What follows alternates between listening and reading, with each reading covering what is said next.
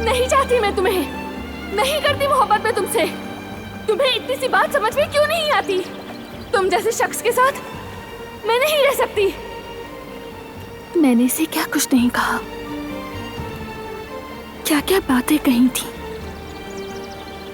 लेकिन फिर भी इसने मेरा साथ नहीं छोड़ा।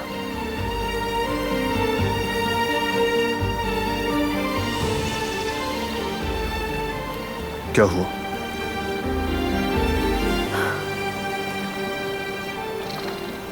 प्याज काट रही हूं ना।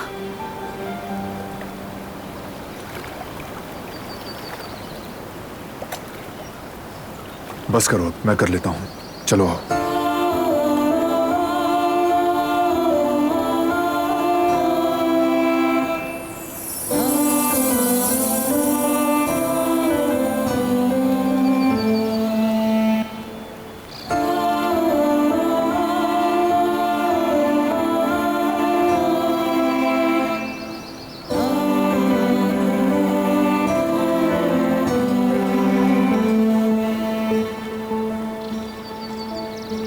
चलो आ जाओ।